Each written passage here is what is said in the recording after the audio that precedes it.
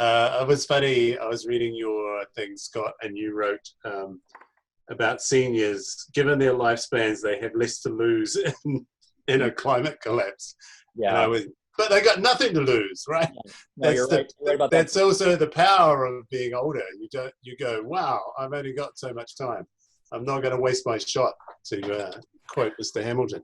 But I wanted to say that my advice is you have to be entertaining. You have to not be like the old saying, if you've got a message sent by Western Union. A lot of people have heard the messages, right? They just are wanting to be swept up in a story, and they're wanting to be engaged in a theatrical way. That's our trick. The trickster's trick is to engage people, and then suddenly they've gone, whoa, there's something else is going on here. And I actually just, for our participants, I put in Taika Waititi's PSA about racism, which is very direct, but it's a great satirical, funny way of talking about racism and how it works in micro ways. And then you take his film Jojo Rabbit, which deals with white supremacy, and he's totally fearless in creating that narrative where he plays Adolf Hitler, the imaginary friend of a boy who's swept up in the ideas of Nazism. So, but it speaks directly to white supremacy now with the same ideas that people latch onto. So I think our big challenge for all of us is to find the vehicle that can carry some of those things without banging people on the head. And that is the challenge of all artists, really, is to not be just going, I'm going to just give it to you, this is the message, right? It's to try and find the Hamilton that's going to carry the other messages and music and dance and all the things we can do, and going outside and creating these events. So yeah, I just wanted to say that's the trick of the trickster as artist. Great, thanks, David. And that actually, I mean, that's part, I think, of what Dennis has been telling us too, about going back to the rituals that are part of that community. What's going to engage the people that you're trying to reach in the places that you're trying to reach them. Kendra, you're next. A specific tactic that we use as a company, and The Only Animal is a site-specific theater company. We make immersive work with a deep connection with place, the natural world, elemental environments. And one of the things that we got involved with was trying to save an emerging old growth forest on the Sunshine Coast where I live, Sechelt territory. About 2,000 acres or hectares rather, sorry, that we wanted to turn into a provincial park rather than have logged. It's being logged by local concerns, our province, and locally by logging companies.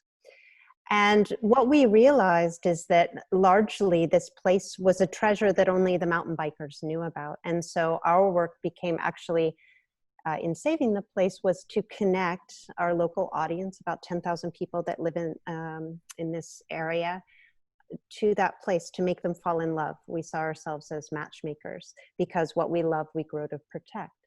And so we got the rights to a beautiful transcendental novel called Tinkers, written by an American writer named Paul Harding, that we staged in this forest. And we created a year of work around Tinkers that actually created 10 pieces, because we thought, well, it's not really enough to do one show and expect to create change. Let's engage our audience through a year, coming up and experiencing through artistic interaction and through audience engaged work, this place. And through that year of work, we brought about 4,000 of the 10,000 people into that work. We connected them with the local forest advocacy group in our lobbies to hear more about what was at stake as far as losing these forests. And we did see outcomes that were around privately held conversations that happened between the government on local level and provincial level, the forest advocacy group, and the artists behind the forest advocacy group. Now, this is a long work. Just this January, we lost another part of that forest. The provincial park is not expanded yet as we envisioned.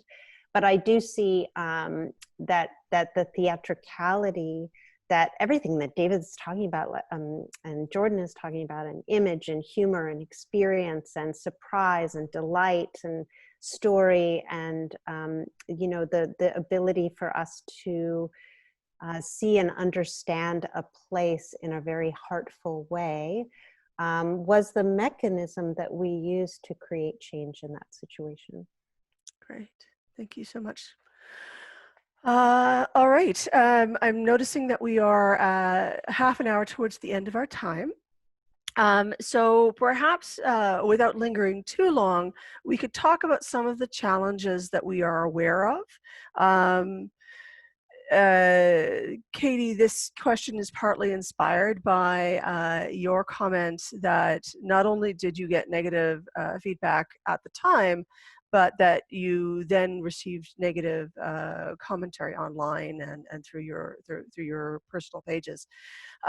So what are some of those responses that we've seen about how audiences and media respond to the material that we're doing? And in particular, what are those barriers to effective climate action that you guys have faced or finding yourself coming up against?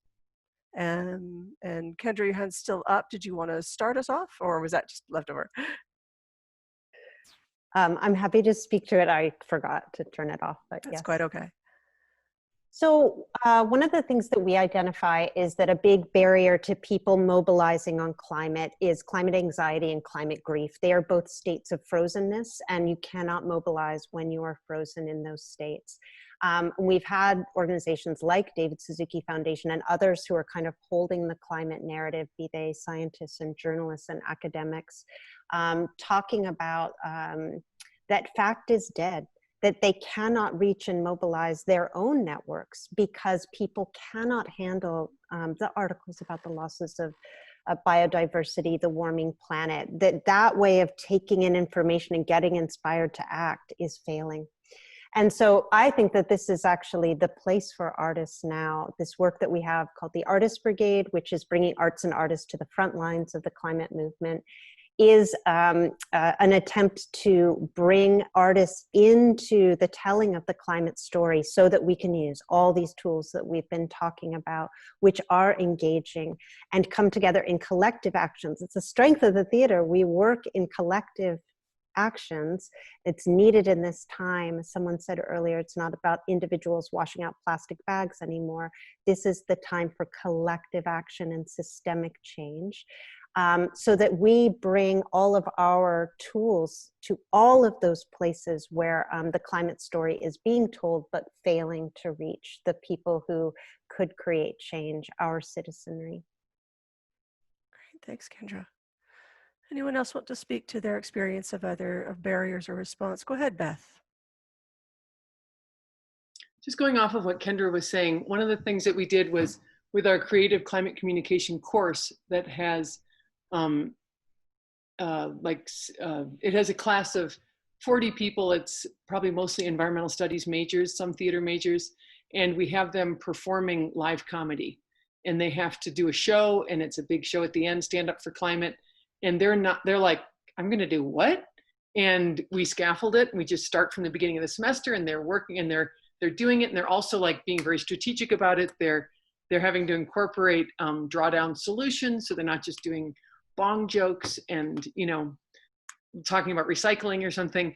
And so we really have them talking about how to activate top solutions in local areas. And we do this work, they experience it, they experience a lot of them that haven't experienced theater before, so they haven't been in situations where they were taking such high stakes each other and being there for each other in the background of each other's scenes. And it's just an exceptional experience for them, and they succeed. They invite their friends, so people laugh. You know, you've succeeded if you're doing comedy and people laugh. And we did it as research with the Cooperative Institute for Research in Environmental Science. And they researched our students, and what we found from our results was that it really did, that participation in this kind of good-natured climate comedy helped them process negative emotions. It helped them feed hope, because without hope, action doesn't make sense. And it helped them sustain engagement. It didn't make them want to leave or disengage with the issue. And this was just one example of being able to put a little meat behind it. And it was interesting that we talk about visuals having media attention, which is so true and great. But it was also interesting how research had media attention. Oftentimes we're like chasing around going, hey, can you write about my work? Or can you do this? And it was just interesting the amount of unsolicited media attention that we got doing this and having it as an academic study, showing the impacts of the artistic experience on young people. And that was just an interesting commodity I think it helped us overcome some obstacles of people believing that comedy could, that's the dumbest response you could think of, something this important and this, impactful, and you're going to use comedy? That's a joke. And to walk people, to supply the theory to show, well, actually, let's look at Lysistrata and let's look at how, we use the example of Lysistrata being an example of putting forth a preposterous solution to war. Women, peaceful resistance could stop a war? Are you kidding me? And then you look at, Liberia, and it's like, well, it did. Women's peaceful resistance stopped a war. And it took a while, it took a couple thousand years, but it can work. And comedy can show us this in a way that is engaging and has these kind of proven benefits. But it was just the act of research that I thought it was interesting, because I've been doing work a long time, and that got attention in a way that it was like, oh, this is interesting to note. Excellent, thank you. Ian, and then Jordan. Sure. One of the prior, I think this is not that dissimilar, but basing it when I've led workshops or been involved in training people towards this change, one of the first steps has typically been to reframe it as something positive, of their art making as something positive. So I find one of the biggest areas of resistance is that when someone wants to engage with it, especially on a practical level, it becomes about what they're not going to be allowed to do anymore, and what's going to be taken away, and how their process is going to change in a way that they don't like, and how what they make is something that they don't want to like. And so the first step, I find, tends to be reframing it as something positive of the things that they can do, and also pointing out that, in terms of, if we're going to put it into sustainable development terms around the social, the economic, and the environmental, that there is those separate, and the value exchange between them is hard to describe, but that there is lots of things pointing to that the arts are really good at all of these different things, actually, insofar as contributing to local economies, individual and community identity building, and by bringing people together, that there are, it depends on there's a rabbit hole to go down here, but that it can be a very positive experience to congregate people together. Even just metrically based off of what people would be doing at home. We can't forget what they would be doing. They didn't show up to things. And so starting from a place of, by making effective, good art, things that people come and engage with and see, that there's already, we can say that what you're doing is positive. There's data that shows that what you're doing is positive. So assuming that what you're doing is positive, the sort of steps that we've been involved in taking, what we've taken for the various types of training that we've been involved in, we being the CSBA, we used to be involved in something called the Sustainable Cultural Management course that sort of evolved into the Creative Climate Leadership course. There was just one in Phoenix that Julie's Bicycle leads. And Beth, I'm assuming that you know Marta Kern, being that you're in Boulder, and she was the organizer for that in the US. But so the basis for that is we go through a similar trajectory at smaller scales too, is establishing the values of here's different ways that we approach art and why we think that it's valuable to engage with sustainability through it. Systems thinking, to be able to understand the actual systems that you're in, because oftentimes those are invisible. So how to start having people understand the embedded environmental impact of the pen that they're holding in their hand, or things like that, in simple ways. and then working through tactics for prioritizing what types of action is accessible to them, and then how to bring that into a change management methodology of like, how do you actually think through that problem? And by like saying what you're doing is like, you're doing good things. Let's figure out how to do them better and establish that we agree that they can be done better and other things. And here are some of the tools by which you can start to do that. That's sort of been, you know, and then it becomes up to everyone, because I think that it becomes very specific to everybody's situation as to what exactly all the actions that they can take. There's some things that we can take in common, but a lot of it ends up being local. But the first step to overcoming the resistance is really getting people not to, this is related to what both Beth and Kendra said, is like, get people out of the instill a bit of optimism and so far as like what I'm doing is actually going to have an impact. And sometimes it just takes a little bit of like, here's a lot of evidence that actually shows what you're doing can be very positive. Or coming at it in a way that is positive can be significant. It's not just about stopping. And I think this ties back to what Dennis was saying as well about the kind of relational aspect is sort of to help people move past simple binaries or dichotomies and think more about progression and continuums. Jordan, would you like to go ahead? Thanks. Yeah, I think in many ways what I was hoping to say is going to echo a lot of what has been said. Like, I'm definitely a big proponent of how we use comedy to engage. But I think one of the things that strikes me as important in going forward is that mindset shift. Because like for myself, I started work on this sort of 10 years ago, and I was in my 20s, and I was like, oh, we're going to fix this and then it'll be done. And that mindset shift, like it can lead really fast to burning out, because you deal with the overwhelm from the news. You deal with, there are just failures, right? Like we're going to have this pipeline probably go through, which is not great. And then the sense of urgency, because we only have 10 years, and the grief around all of that can be really, really debilitating. And so that sense of reframing and thinking about how it is you can use your community, how it is you can use your relationships, how it is you can use changing your mindset to see where the small victories are, because this is in some ways something that you have to be able to continue to lean into without burning out, without succumbing to that apathy. So where can you find the joy? Where can you find the spaces in it that, like, because it is so large, it's large enough for you to find your little space and make your little contribution. And the great thing is that frequently, because of these relational things, because of the intersectional nature of the work, your little thing can actually help a lot more than you think. So where do you find that shift that Ian is talking about, to see this as, here's where we look at our small victory and we use that small victory to keep ourselves moving forward. I think that's pretty much what I had. Great, thank you. David, you're next.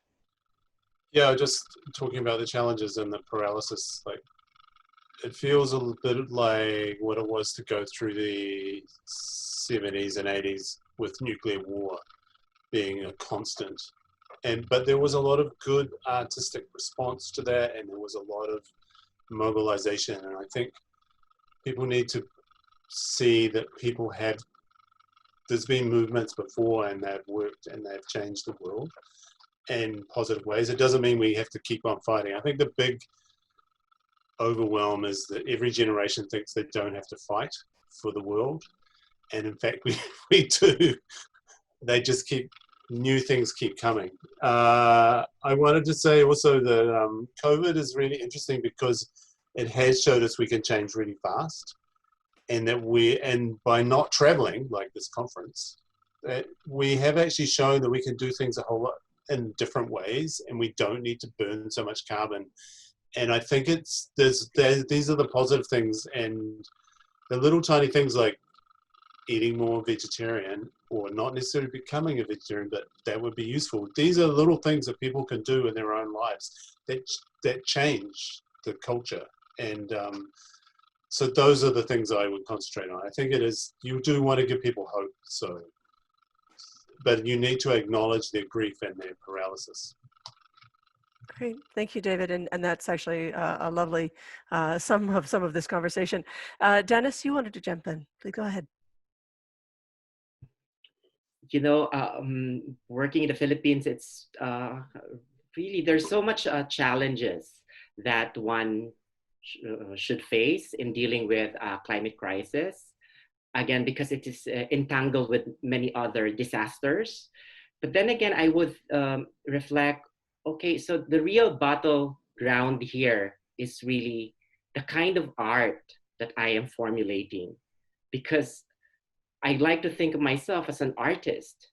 And what is the art that I'm creating within this climate crisis that I would like to articulate to the networks to the social world, you know? And so I would ask myself, what is a good performer of a climate action theater? So I would always go back to that.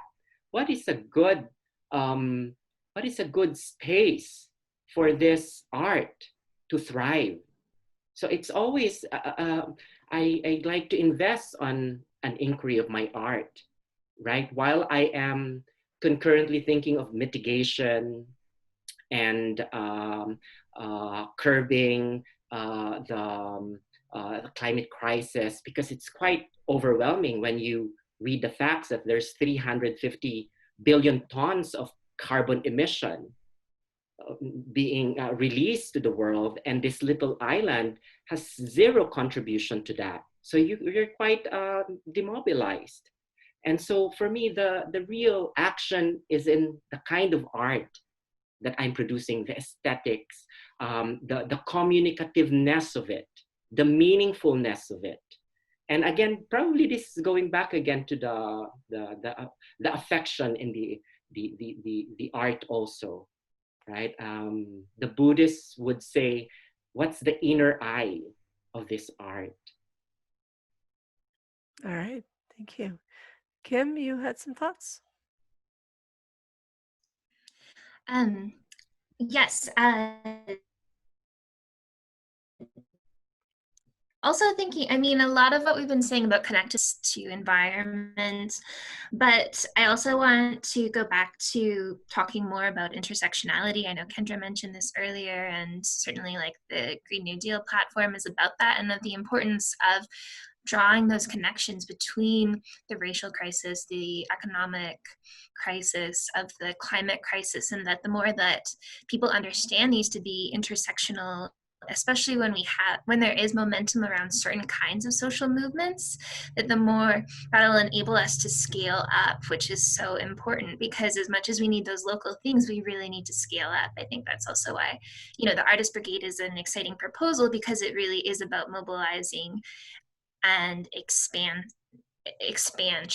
right? And that also thinking about a lot of the lessons coming out of some of the kind of mainstream reading around the Black Lives Matter movement right now is about like policy. And so we need to be able to scale up to get to the level of policy. And that doesn't mean necessarily we're the right people for leading that exactly, although we're part of that, right? So we can help mobilize that, but we need to get to the policy level and not lose sight of that, even as we're doing the kind of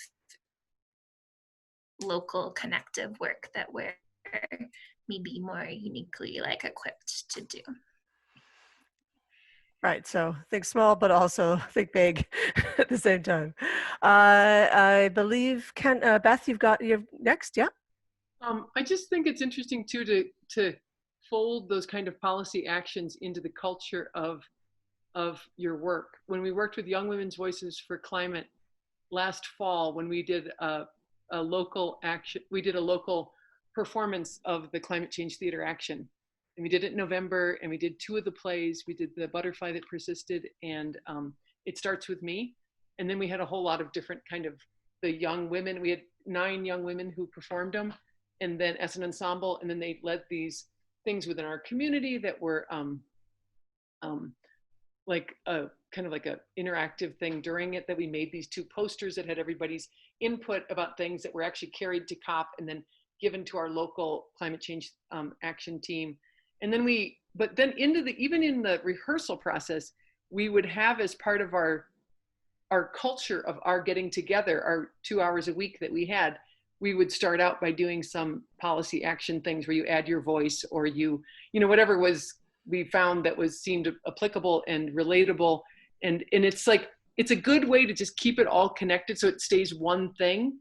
And it feeds the rehearsal process. It informs, it's its own form of dramaturgy, and it's its own form of kind of the path of awareness that feeds into your performance. And, you know, that just seemed really effective for us. And it was also cool that the city acknowledged that these young people were doing this work. And when they launched our own, we're revising our climate action plan for Boulder, and the young women were invited to come do a 10-minute performance. And it was cool that they were recognized within their community.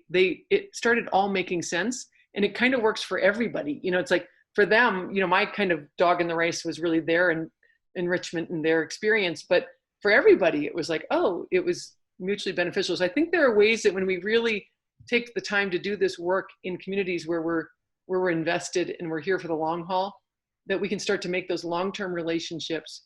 We can invest that policy work into the culture of theatrical rehearsal and performance. And then we can really start to make some holistic, kind of make some progress. Mm-hmm. That's actually really helpful, Beth, even thinking about, I think we end up naturally being very invested in our communities in the ways that some of our academic colleagues might not be, because we are working with the people we live with in creating theater and art. And that gives us a really beautiful place to start from. Kendra, you wanted to comment on something? Yeah. I too am really inspired about policy, affecting policy. And one thing that we're doing with the David Suzuki Foundation is we're going to be their theater company in residence for the next 3 years, working with the Artist Brigade. And when we were talking to them about, well, what are the kinds of challenges that you would like to have artists working on that are things that you really see are priorities? And one thing that they talked about is they have a clean energy petition. It has 50,000 signatures of Canadians on it, asking the government for more forward policies on clean energy to support a sustainable transition. And they said, how can we deliver this petition that it doesn't just slide off a politician's desk and into the garbage? And I was like, well, what a delicious question. What could we do? And we, you know, sat and spitballed for a little bit. And one of the things that so this is not a piece that we've done, but this is the kind of piece that we would like to do, is we said, why don't we work with a choreographer and a projection artist in a site on Parliament Hill, where we can project large scale or bodied scale the signatures on this petition, these 50,000 signatures, work with a choreographer and a series of dancers who could dance those signatures in some kind of way, which we can imagine how beautiful that could be.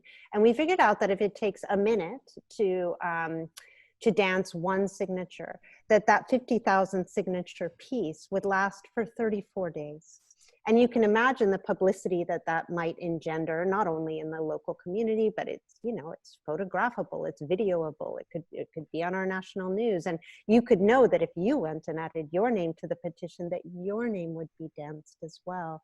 And so it can inspire people who get interested in that idea to keep that duration piece going.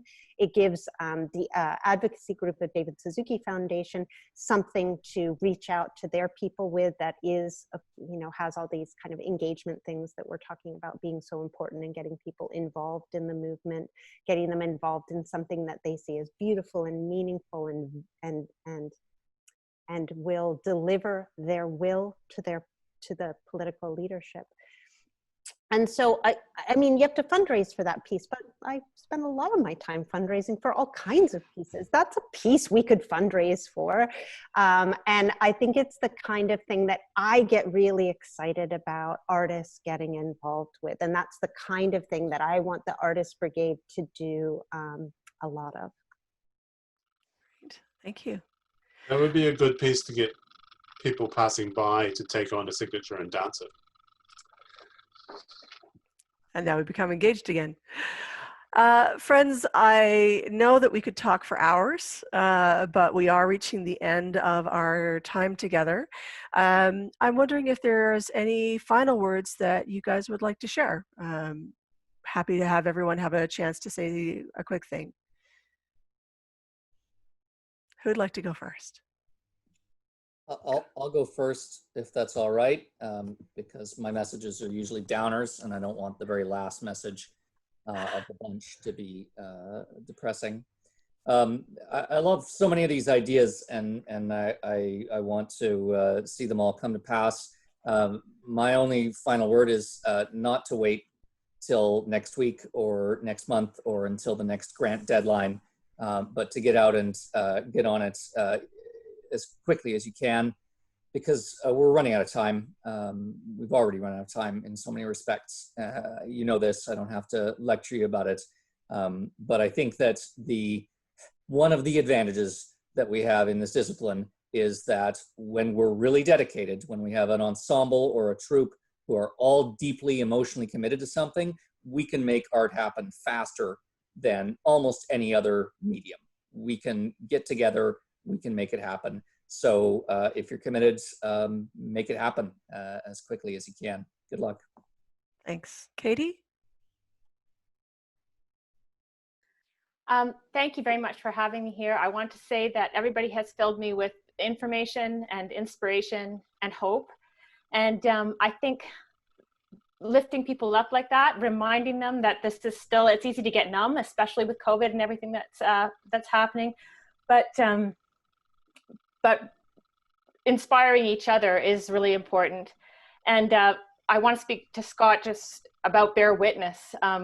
Just reading about all your projects, but Bear Witness in particular, I was so inspired. I couldn't sleep, actually. I was thinking puppets and outside and an individual performance and cam loops, and it was a whole bunch of things started to come together for me. So thanks for the kick in the pants too, to say, do it now, don't wait. There's no point in waiting because we don't have time.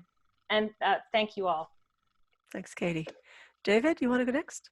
Oh yeah, I just thank you everybody, and I want to do a shout out for Kim Sinclair Harvey and Lindsay Lachance, who are doing great work with Indigenous theatre in Canada, and they have websites. And I would encourage you all to engage with them as well as all of us.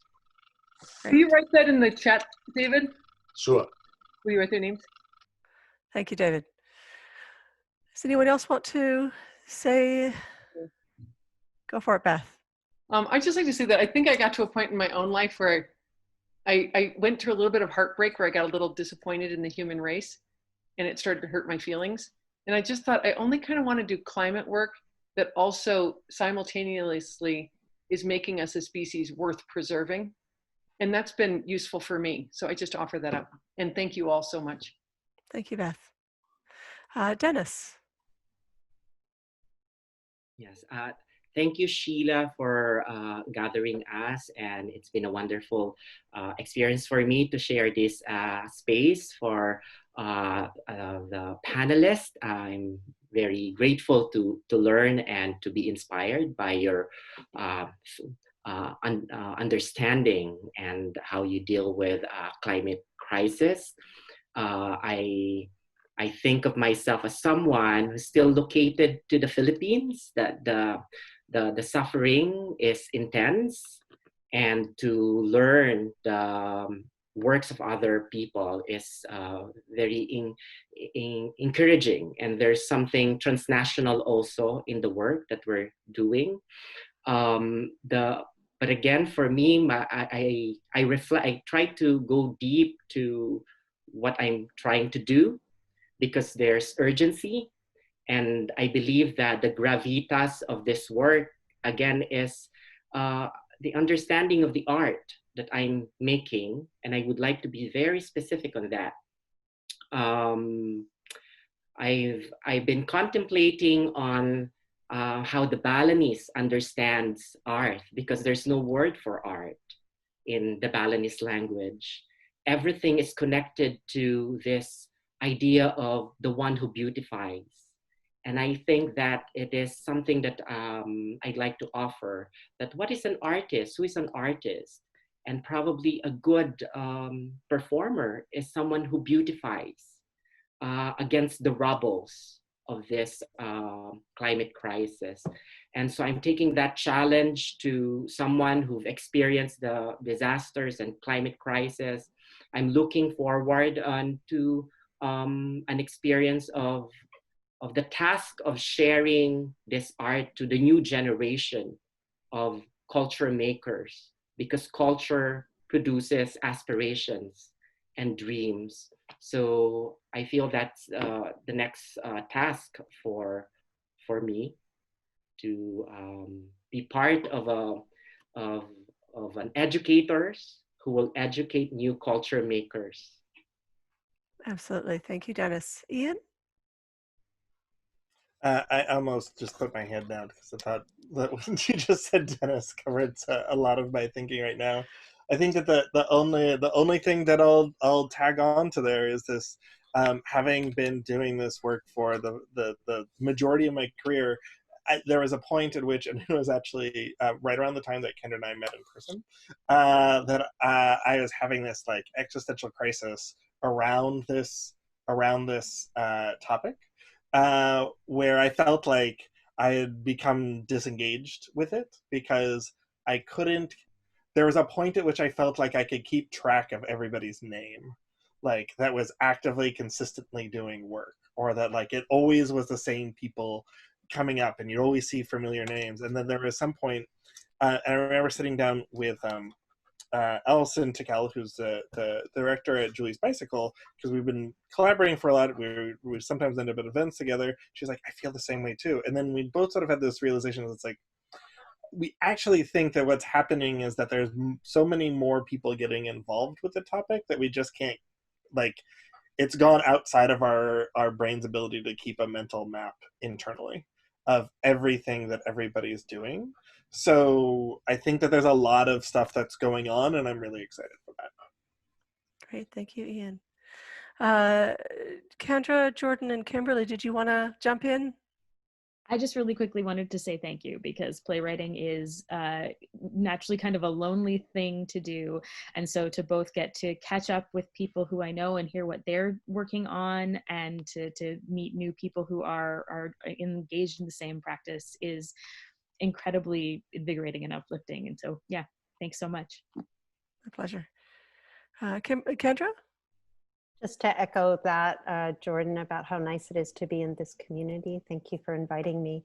Also to say, if there's anything that The Only Animal or I myself can do to advance any of your works, to amplify what you're doing, to connect you to resources or that kind of thing, please don't hesitate to be in touch. I'm on the group email chain, and I would be really happy to be able to stay in touch with you. Great, thank you. Kim? Yeah, similarly, it was really wonderful to be on this call today. I've been listening to several around this, and I felt this one moved along in like a really productive kind of way, where sometimes it feels like people haven't been at, I don't know, are still at very beginning stages. So it was really nice to be with this group of people, and I'll look forward to staying in contact in various ways. Great. Thank you, everyone. I know that I have learned a lot, and I know that the people who get to look through this material on the website for the conference will be very excited as well. I encourage you to come check it out. There should be a facility for people to leave comments and questions, and you can continue the conversation there as well. Thank you so much for taking your time out of your day, and I will hopefully meet some of you in person someday and talk to the rest of you online at other points. Thank you so much. Thank you.